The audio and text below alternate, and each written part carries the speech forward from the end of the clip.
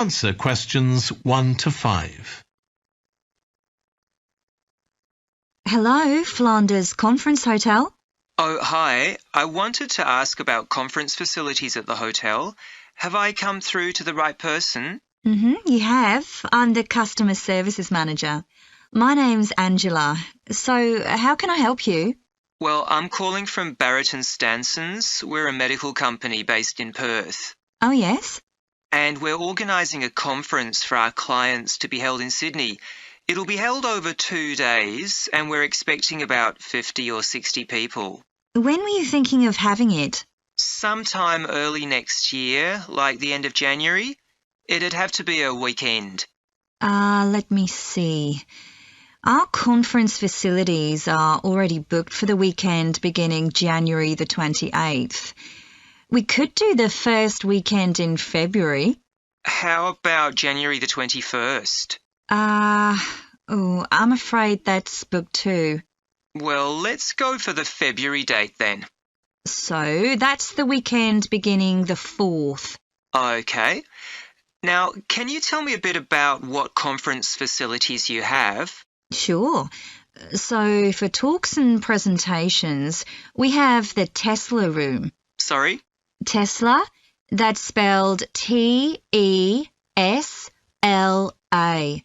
It holds up to 100 people and it's fully equipped with a projector and so on.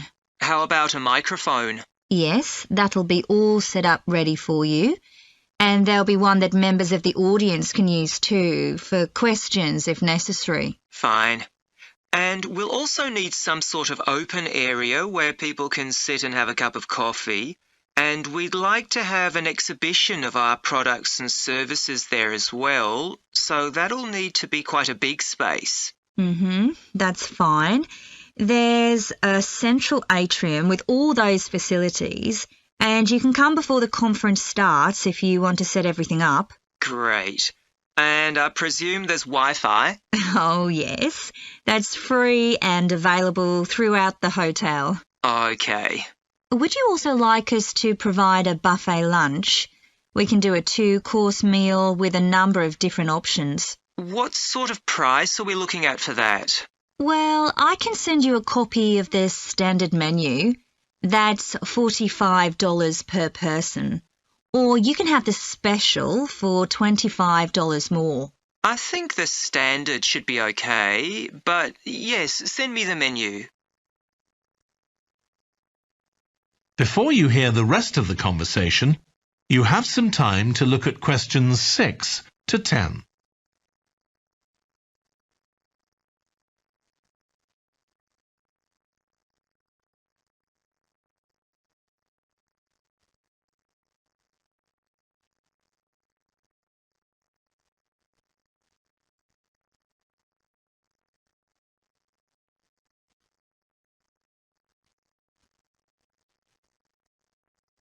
Now listen and answer questions 6 to 10. Now, we're also going to need accommodation on the Saturday night for some of the participants. I'm not sure how many, but probably about 25. So what do you charge for a room?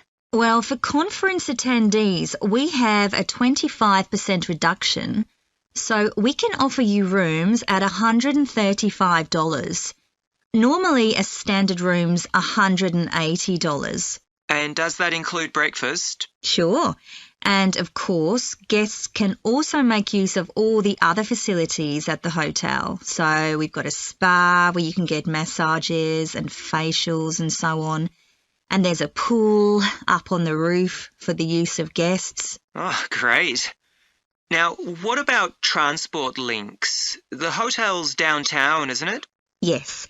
It's about 12 kilometres from the airport, but there's a complimentary shuttle bus for guests, and it's only about 10 minutes walk from the central railway station. Okay. Now, I don't know Sydney very well. Can you just give me an idea of the location of the hotel? Well, it's downtown on Wilby Street. That's quite a small street, and it's not very far from the sea. And of course, if the conference attendees want to go out on their Saturday evening, there's a huge choice of places to eat. Then, if they want to make a night of it, they can go on to one of the clubs in the area. There are a great many to choose from. Okay. So if we go ahead with this, can you give me some information about how much we're looking at? That is the end of section 1. You now have half a minute to check your answers.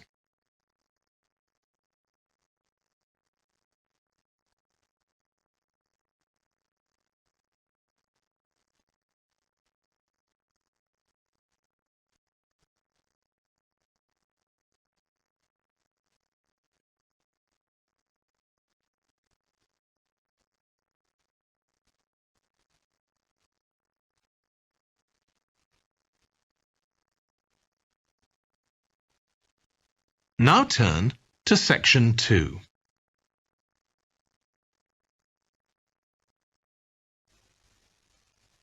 Section 2. You will hear a woman talking to a group of college students about volunteering to help other people.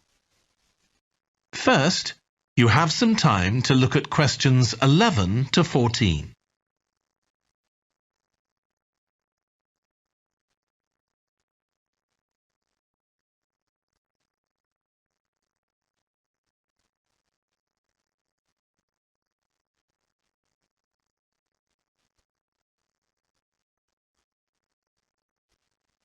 Now listen carefully and answer questions 11 to 14. Good morning. My name's Lucy Crittenden, and I'm the Director of Operations for an organisation that arranges volunteering in this part of the country. I'm hoping I can persuade one or two of you to become volunteers yourselves. Let me start by briefly explaining what we mean by volunteering. Volunteers are teenagers and adults who choose to spend some time unpaid helping other people in some way. Most volunteers devote 2 or 3 hours to this every week, while a few do much more. The people they help may have physical or behavioural difficulties, for example. Volunteers can do all sorts of things, depending on their own abilities and interests. If they're supporting a family that's struggling, for example, they may be able to give them tips on cooking, or recommend how to plan their budget, or how to shop sensibly on their income. They might even do some painting or wallpapering, perhaps alongside any members of the family who are able to do it. Or even do some babysitting, so that parents can go out for a while. The benefit from volunteering isn't only for the people being helped. Volunteers also gain from it. They're using their skills to cope with somebody's mental or physical ill health, and volunteering may be a valuable element of their CV when they're applying for jobs. Employers usually look favourably on someone who's given up time to help others. Significantly, most volunteers feel that what they're doing gives them a purpose in their lives. And in my opinion, they're lucky in that respect, as many people don't have that feeling. Before you hear the rest of the talk, you have some time to look at questions 15 to 20.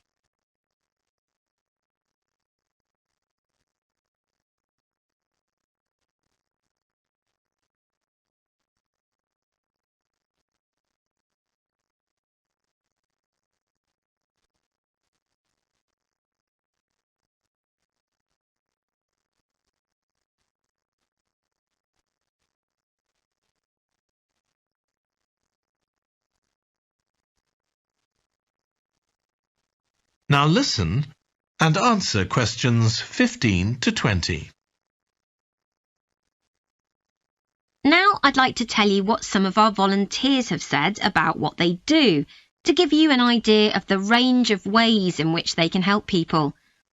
Habib supports an elderly lady who's beginning to show signs of dementia.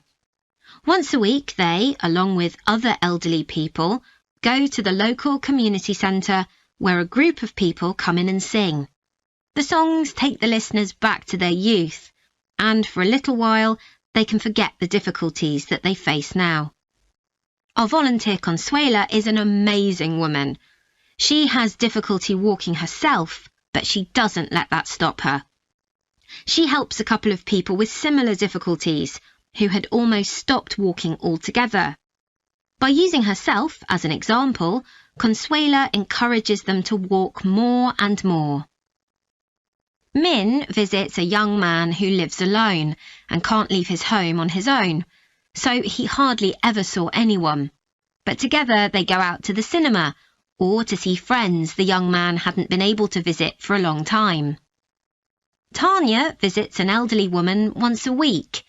When the woman found out that Tanya is a professional dressmaker, she got interested. Tanya showed her some soft toys she'd made, and the woman decided to try it herself. And now she really enjoys it and spends hours making toys. They're not perhaps up to Tanya's standard yet, but she gains a lot of pleasure from doing it. Alexei is a volunteer with a family that faces a number of difficulties. By calmly talking over possible solutions with family members, he's helping them to realise that they aren't helpless and that they can do something themselves to improve their situation. This has been great for their self-esteem. And the last volunteer I'll mention, though there are plenty more, is Juba. She volunteers with a teenage girl with learning difficulties who wasn't very good at talking to other people. Juba's worked very patiently with her, and now the girl is far better at expressing herself and at understanding other people. OK, I hope that's given you an idea of what volunteering is all about. Now I'd like to talk to you about... That is the end of section 2. You now have half a minute to check your answers.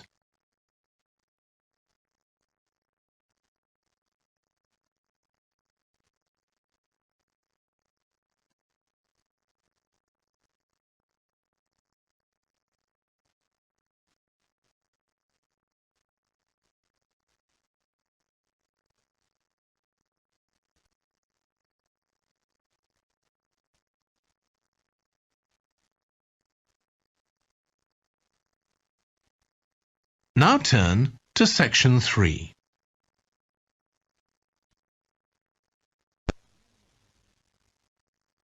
Section 3. You will hear a trainee music teacher called Joe talking to his supervisor about the school marching band that he has been given responsibility for. First, you have some time to look at questions 21 to 26.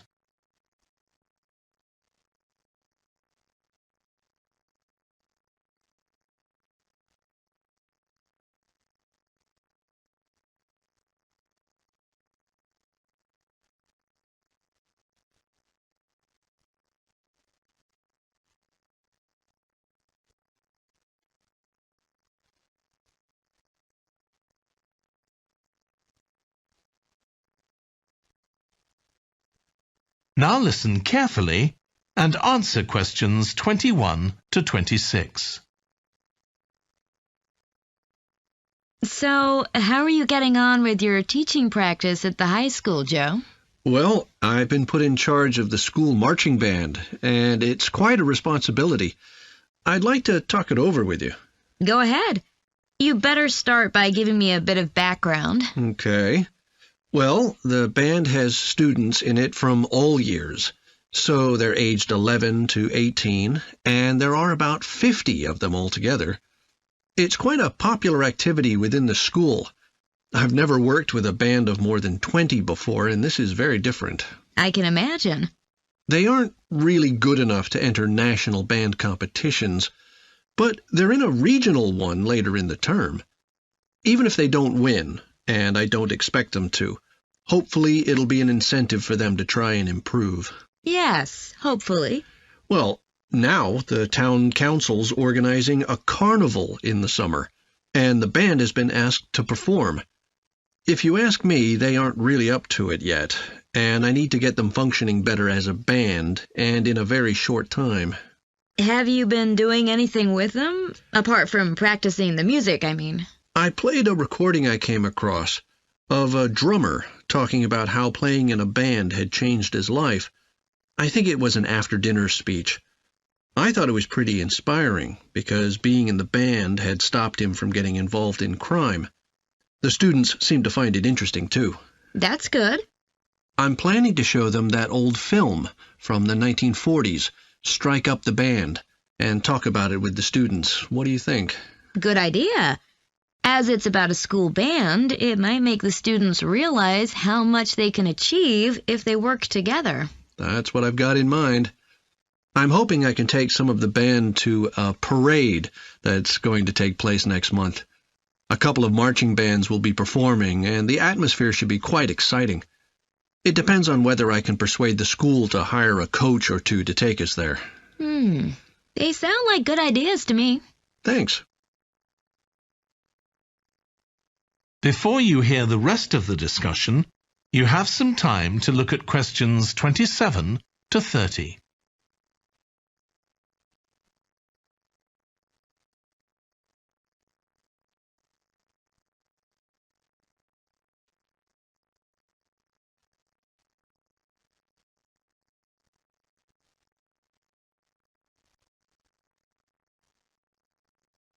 Now listen and answer questions 27 to 30. Can I tell you about a few people in the band who I'm finding it quite difficult to cope with? I'm sure you'll have some ideas about what I can do. Go ahead. There's a flautist who says she loves playing in the band. We rehearse twice a week after school, but she's hardly ever there. Then she looks for me the next day and gives me a very plausible reason. She says she had to help her mother, or she's been ill, but to be honest, I don't believe her. Oh dear. Any more students with difficulties? Plenty. There's a trumpeter who thinks she's the best musician in the band, though she certainly isn't. She's always saying what she thinks other people should do, which makes my job pretty difficult. She sounds a bit of a nightmare. You can say that again. One of the trombonists has got an impressive sense of rhythm and could be an excellent musician, except that he has breathing difficulties, and he doesn't really have enough breath for the trombone.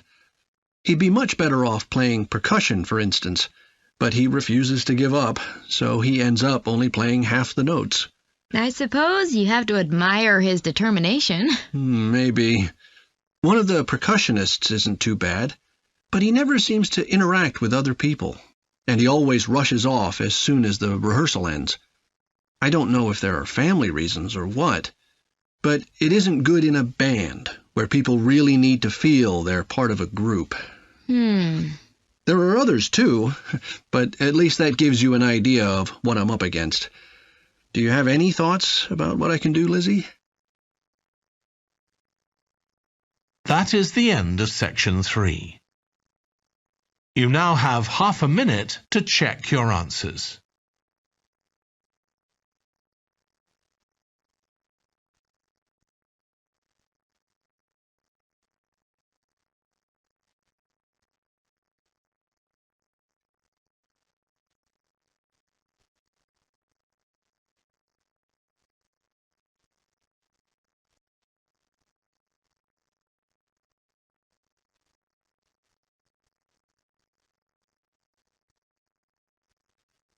Now turn to section 4.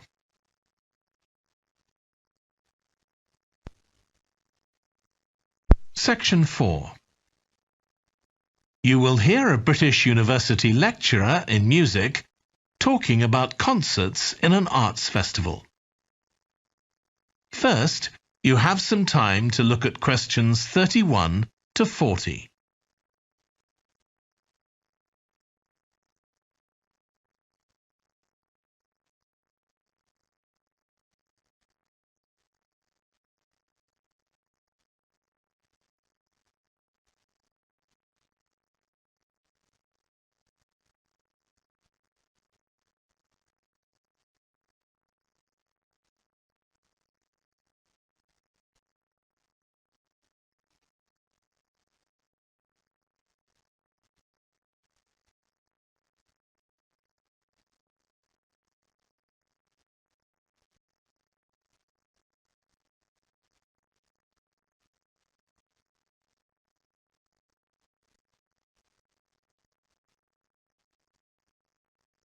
Now listen carefully and answer questions 31 to 40.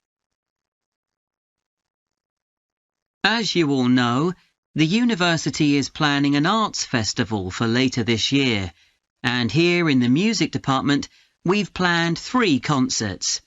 These will be public performances, and the programme has just been finalised. The theme of the festival is links between the UK and Australia, and this is reflected in the music.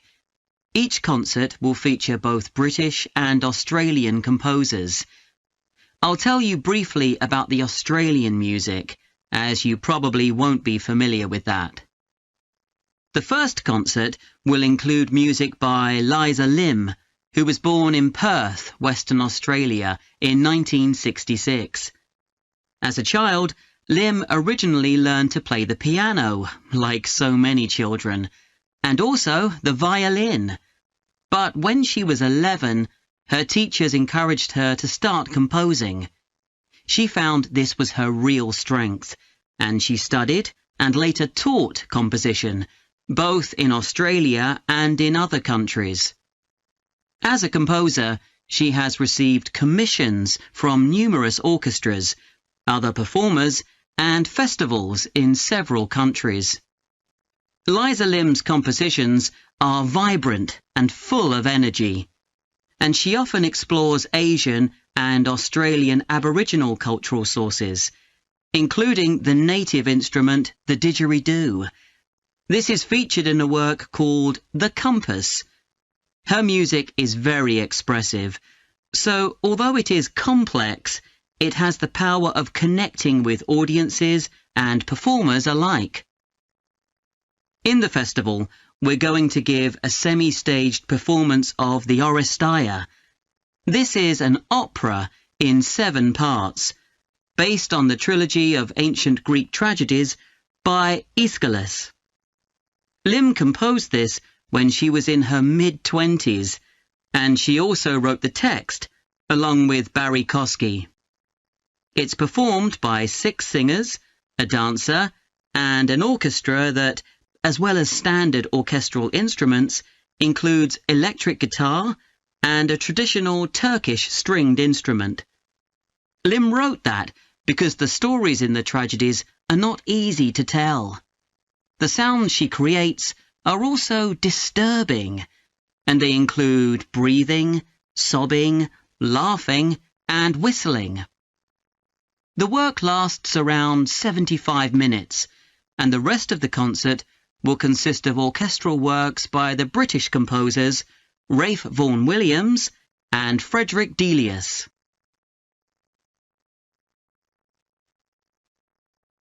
Moving on now to our second concert. This will begin with instrumental music by British composers Benjamin Britten and Judith Weir. After the interval, we'll go to Australia for a piece by Ross Edwards, The Tower of Remoteness.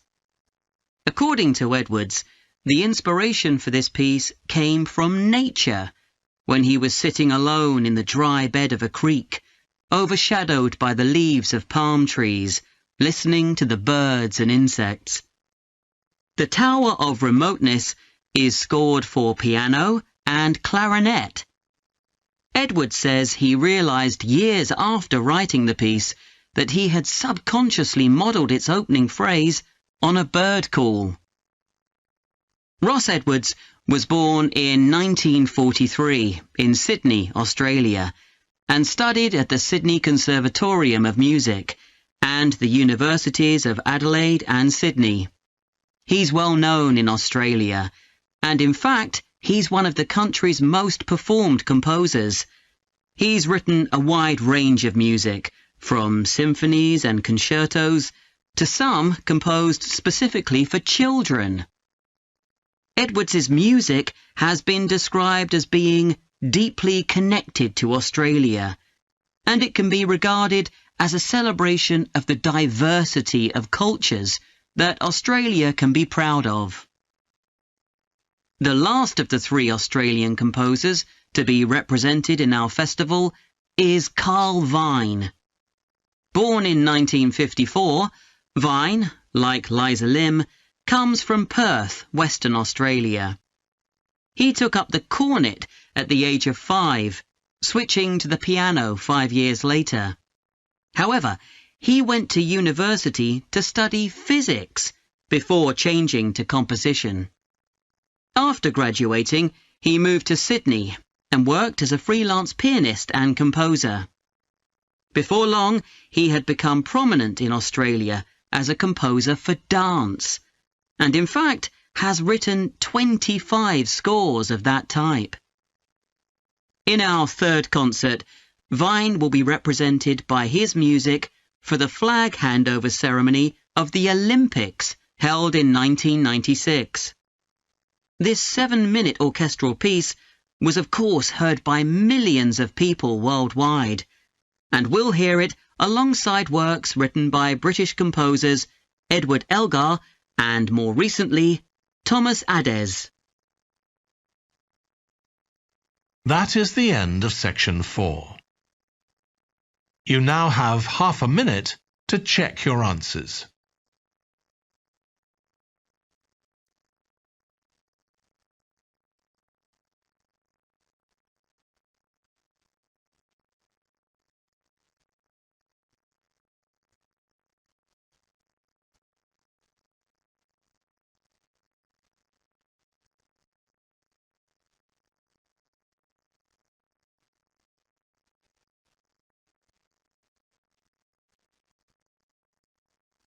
That is the end of the listening test. In the Ielts test, you would now have 10 minutes to transfer your answers to the answer sheet.